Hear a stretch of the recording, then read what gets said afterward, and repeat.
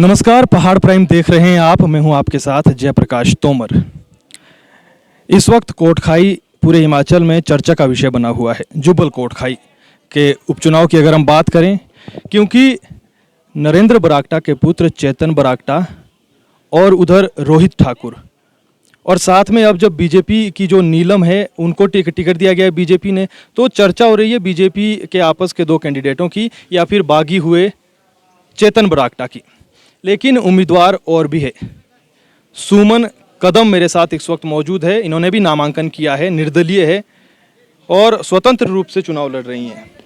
सुमन जी, सबसे पहले आपका पहाड़ प्राइम पर स्वागत है। पहाड़ की बात करने हम आए हैं और जैसा आपने समय दिया, सबसे पहले आपका धन्यवाद।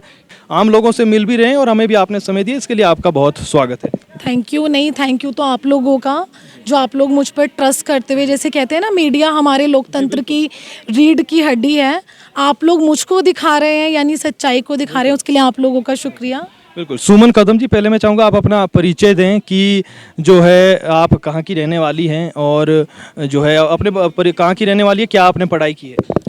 मैं सुमन कदम हूँ और मैं शिमला कुसुमटी की रहने वाली हूँ और मैंने ग्रेजुएशन किया है अपना पूरा, और इससे ज़्यादा क्या इंट्रोडक्शन दूँ। और हाँ, मैं ह्यूमन राइट एक्टिविस्ट हूँ। पिछले 10 साल से मैं ह्यूमन राइट्स के लिए काम कर रही हूँ, यानी लोगों के अधिकारों के लिए काम कर रही हूँ। और वही एक मुद्दा लेकर मैं यहाँ पर आई हूँ कि जो लोगों के अधिकार, मेन होता है कि लोगों के अधिकार मिलने चाहिए लोगों को, जो नहीं मिल रहे हैं। लोग कहते हैं विकास हो रहा है, विकास हो रहा है, यहाँ हो रहा है, वहाँ हो रहा है। जहाँ होना चाहिए नीचे तबके के लोगों का, उनका विकास छोड़ के बाकी सबका विकास हो रहा है।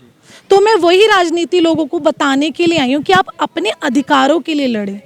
बस वही जागरूकता के साथ मैं जुब्बल कोटखाई इस मुद्दे के ऊपर मैं इलेक्शन लड़ने के लिए आई हूँ। तो जो है, इससे पहले आप किसी पार्टी में थे या किसी विचारधारा से जुड़े थे, जैसे कोई किसी न किसी इसमें रूप में रहता है, या फिर आप ऐसे ही स्वतंत्र रूप से आप कार्य करती रही हैं? मैं स्वतंत्र रूप से ही काम करती रही हूँ और विचारधारा तो बस यही है, जो लोग ईमानदारी से काम करते हैं, जैसे हमारे अन्ना हज़ारे साहब, उन्होंने बड़ी ईमानदारी से अपनी पूरी ज़िंदगी लोगों के अधिकारों के लिए निकाल दी।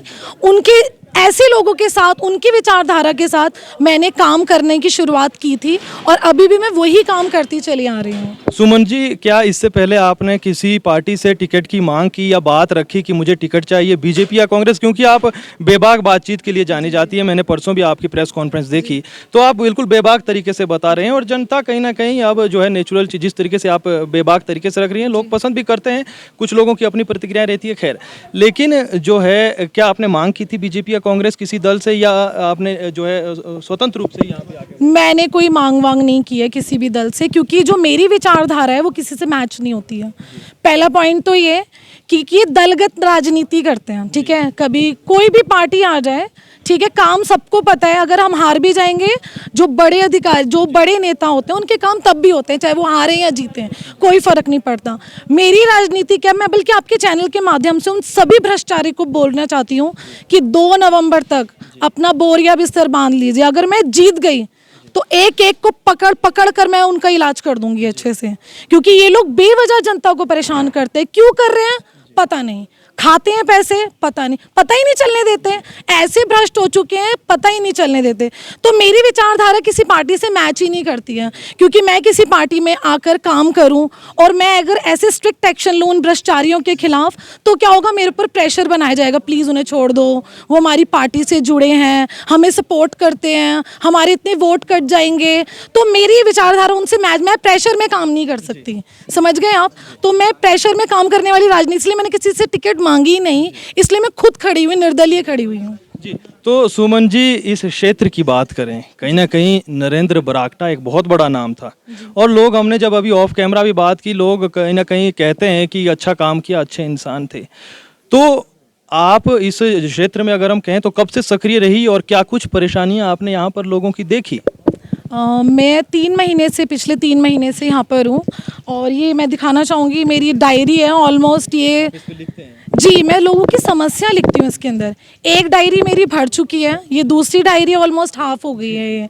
तो समस्याएं इतनी हैं कि मुझे ऐसा लगता है कि आज़ादी के 75 साल से अधिक हम लोग अभी सेलिब्रेट किया हमने, पर लोगों की समस्याएं बेसिक समस्याएं हैं।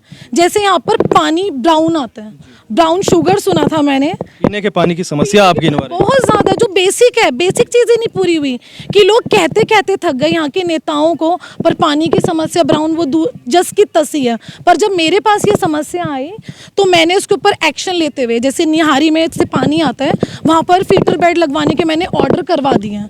अब जल्द जुब्बल नावर कोटखाई की जनता साफ पानी पिएगी। और मुझे आए हुए सिर्फ 3 दिन हुए हैं। जैसे यहाँ पर ये एक सेब का विधानसभा क्षेत्र है, यहाँ पर से जो बागबान है उनको सड़क की बहुत टेंशन होती है कि हमारे सड़कें मिल जाएं, हमें परफेक्ट सड़कें, ठीक है। अब अधिकारी या किसी नेता या किसी विधायक पर जाओ तो वो बोलते हैं जी अभी, एक तो मेंटालिटी चेंज कर दिया कि लोग अनपढ़ से अनपढ़ लोगों को पता है टेंडर क्या होता है। टेंडर इतना बड़ा इंग्लिश का वर्ड है पर अनपढ़ लोगों को पता है जी टेंडर नहीं निकला क्या करें। अब हमारे नेता भी क्या करेंगे, टेंडर नहीं निकला है, फंड नहीं जारी हुआ है। मैं अभी कुछ नहीं हूँ, मैं सिर्फ एक आम आदमी हूँ और मैंने मंडोल रोड जो प्राइमरी स्कूल को जाती है खड़ा पत्थर से, ठीक है, उसके मैंने ऑर्डर जारी करवा दिए। कुछ नहीं किया मैंने अभी, सिर्फ 3 महीने में मैंने इतना बड़ा काम कुछ ही टाइम में कर दिया है। यानी मेरे में जज्बा है, समझ गए आप, कि जज्बा है तो काम हो सकता है। और ये लोग तो पावर में होते हैं, ये तो अब तक पूरे, मैं कह रही हूँ एक भी गांव, एक भी ऐसा कोई रास्ता नहीं होना चाहिए था जहाँ पर मेटल सड़क नहीं होती। यहाँ पर देखिए गड्ढे पड़े हुए हैं सड़कों में। ऐसी सड़क आपने कभी देखी है कि 75 साल के बाद भी हमें गाँव जाओ तो ऐसे गाड़ी झूलती है जैसे हम किसी झूले में बैठे हैं, समझ रहे हैं। तो मैं ये कहना चाहूँगी कि हाँ, यहाँ पर अभी उतनी डेवलपमेंट हुई नहीं, विकास के नाम पर बाबा जी का ठुल्लू दिया गया है जनता को। जी, तो सुमन जी उस पे भी जाएंगे कि अगर आप जीत यहाँ से अगर जीत दर्ज करती हैं या तो फिर उस पे भी जाएंगे, लेकिन पहले ये कि जो 3 उम्मीदवार अगर हम देखें मुख्य, तो जिन पे नज़र हो है, चाहे मीडिया की हो चाहे आम लोग बात कर रहे हैं, तो कहीं ना कहीं जो है उनके बारे में ही जीत का कहा जा रहा है कि इन्हीं में से कोई जीतेगा, फाइट में ज़्यादा आप नहीं हैं। फिर भी आत्मविश्वास आप में कैसे आ रहा है और क्या फीडबैक आपको लोग दे रहे हैं जब आप जा रहे हो, क्षेत्र में घूम रहे हो, तो क्या कुछ आप देख पा रहे हो? क्या लगता है कि वाकई में आप फाइट दे पाओगे? बिल्कुल दे पाऊंगी। देखिए एक बड़ा छोटा सा एग्जाम्पल है और बड़ा फेमस है। जैसे दिल्ली में कांग्रेस और बीजेपी थी, बहुत लंबे टाइम से थी। इवन कांग्रेस में जो शीला दीक्षित जी थी वो 15 साल की सिटिंग सीएम को हमारे केजरीवाल जी ने हराया है, ठीक है। तो यही है यहाँ पर कि ऐसा ज़रूरी नहीं है कि अपने साथ में पूरी टीम लेकर चलूँ, कि 50-100 लोग लेकर मैं चल रही हूँ। मैं लोगों का दिल जीत रही हूँ। कोरोना नियमों का भी आप ध्यान रख रहे हैं? बहुत ज़्यादा, कि मुझे पता है कि कोरोना काल है, हम क्यों भीड़ को लेकर चलें, समझ गए। तो क्यों भीड़ को लेकर चलें हम। और भीड़ से होता क्या है, बोलना तो मैंने, काम मैंने करना है, भीड़ ने क्या करना है, ठीक है। कोरोना काल के अंदर प्रिकॉशंस लें। वैसे मैं भी अभी बिना मास्क के इंटरव्यू दे रही हूँ। जी जी जी जी, ज़्यादा भीड़ भाड़ में नहीं है जी तो फिर होता है। खैर, तो मैं यही बताना चाह रही थी आपको कि ऐसा नहीं है कि चाहे कांग्रेस हो, बीजेपी हो या कोई और अदर पार्टी हो, अगर आपका मन साफ है ना, किसी का सुपड़ा साफ करते टाइम नहीं लगता। दिल्ली सरकार ने करके दिखाया है। जो आज की लेटेस्ट दिल्ली सरकार है, उन्होंने कांग्रेस का तो सुपड़ा ही साफ कर दिया और बीजेपी को जो सॉलिड टक्कर दी है वो आप सबके सामने है। सुमन जी आपके साथ आपके जो है पति है जी। तो इनका कैसा साथ आपको मिल रहा है इस दौरान? क्योंकि जब किसी पार्टी से कोई नहीं होता, निर्दलीय होता है और जो है ज़्यादा समय से अगर सक्रिय भी नहीं है, तो फिर परिवार का भी कहीं ना कहीं कैसा आपको साथ मिल रहा है? मेरे सलाहकार हैं और मुझे मेरे, चाहे मैं ये कहते हैं ना कि आप 100 लोगों की बजाय 100 गीदड़ों की जगह एक शेर को चुन लो, तो मैंने एक शेर चुन रखा है जिनके पास ह्यूज नॉलेज है कानून की। तो मैं कानून के थ्रू ही लोगों के काम करवा पा रही हूँ, कि कानून के ज़रिए ही मैं लोगों के काम अच्छे से ढंग से करवा रही हूँ। जैसे एक छोटा सा एग्जांपल देती हूँ मैं आपको। ये कोटखाई हमारी जो तहसील है, यहाँ पर गैर कानूनी तरीके से लोगों से एफिडेविट मांगे जा रहे हैं, अटेस्ट करवाने के लिए उन लोगों को दौड़ाया जा रहा है, जो कि टोटली गैर कानूनी है। 2015 की नोटिफिकेशन है। कोई भी अधिकारी, चाहे वो आपका नायब तहसीलदार हो, कोई भी हो, वो आपसे एफिडेविट नहीं ले सकता, अटेस्ट कराने के लिए आपको मजबूर नहीं कर सकता। उसके अंदर जेल है। मैं आपके माध्यम से लोगों को अवेयर करना चाहूँगी कि अगर आपसे कोई ऐसा कह रहा है कि आप हमें अटेस्ट करा के दीजिए, तो आप मेरे हेल्पलाइन नंबर पे, मैं भी आपके बोल दूंगी, आप बताइएगा, हम उसको डिस्क्रिप्शन में डाल देंगे। आप मेरे हेल्पलाइन नंबर पे कॉल करें। अगर कोई ऐसा कह रहा है तो उसका इलाज मैं करूँगी। जी सुमन जी, जो अगर देखें कहीं ना कहीं जैसे आप एक जागरूक महिला की तरह बिल्कुल बेबाक तरीके से बात रखें, लड़कियां कहीं ना कहीं सामने राजनीति में ज़्यादा नहीं घुसती है, चाहे हम देखें बहुत कम लोग आगे जाते हैं। बाकी तो राजनीति में कैसे आप महिलाओं की भागीदारी को देखते हैं, क्या सुनिश्चित है, क्या वाकई में जितनी महिलाएं आगे जानी चाहिए थी इन दलों ने इतनी जगह दी है? नहीं, मेरे हिसाब से तो नहीं दी है। और कुछ मुझे लगता है कि लोग कि जो हमारा फैमिली कल्चर है वो लड़कियों को थोड़ा ना, एक तो लड़कियां थोड़ी कोमल होती हैं, उनको वैसी ही परवरिश दी जाती है।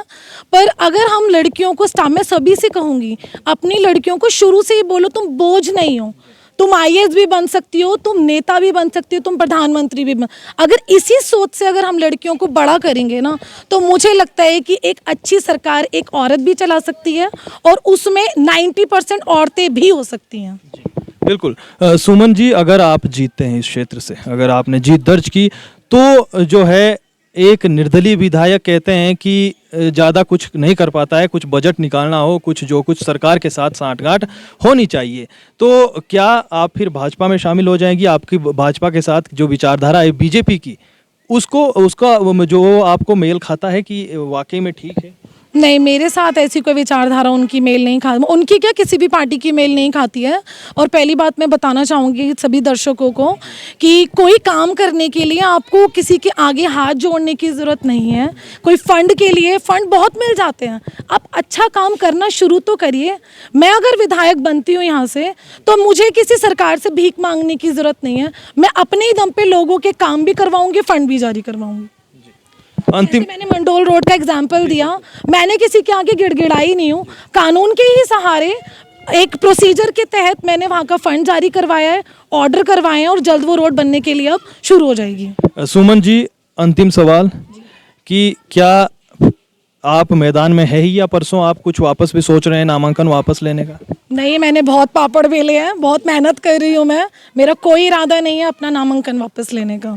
बल्कि मैं तो अगले साल के लिए भी बोलूँगी, अगर किसी भी वजह से कुछ भी होता है, मैं टिकी रहूँगी, जमी रहूँगी जब तक जीत नहीं जाऊँगी। चाहे मुझे 1 महीना लगे, अगला 1 साल लगे, 5 साल लगे, 15 साल लगे। बीजेपी के किसी यहाँ नेता से, विधायक से आपकी बातचीत होती है या हुई है? नहीं, ऐसे तो देखिए सभी बहुत अच्छे हैं, सब सपोर्ट भी करते हैं, मैं ये नहीं किसी का ये नहीं बोलूँ। देखिए व्यक्तिगत होना एक अलग चीज़ है, व्यक्तिगत सभी बहुत अच्छे हैं, पर विचारधारा जहाँ आ जाती है वहाँ सब हम अलग अलग हैं। सभी पीछे से बहुत अच्छे हैं, बहुत अच्छे से डील करते हैं, पर विचारधारा मैच नहीं होती तो वहाँ अलग हो जाते हैं। अपने जुब्बल कोटखाई की जनता के लिए अंतिम संदेश आपका, कुछ आप देना चाहें? यही संदेश है भाई, देखो आप किसी भी पार्टी के हों वहीं रहिए, कोई टेंशन नहीं है। मानती हूँ पार्टी आपकी माँ होती है, माँ को नहीं छोड़ा जा सकता, पर जहाँ सही है उनका साथ दीजिए, जो काम कर रहे हैं उन नेताओं को वोट दीजिए, उस विधायक उस कैंडिडेट को वोट दीजिए जो आपका काम कर सकेगा। ये नहीं नाम के पीछे मत जाइए, बहुत बर्बाद कर चुके हैं आप इसी नाम के पीछे कि ये इस पार्टी का है, इस पार्टी का है। अब वक्त आ गया, प्लीज़ जागरूक होइए और काम वाले ने ये नहीं कह रही कि मुझे वोट दो, आपको लगता है कि इस पार्टी का जो भी शख्स आपका काम करे उसको वोट दीजिए। That's it.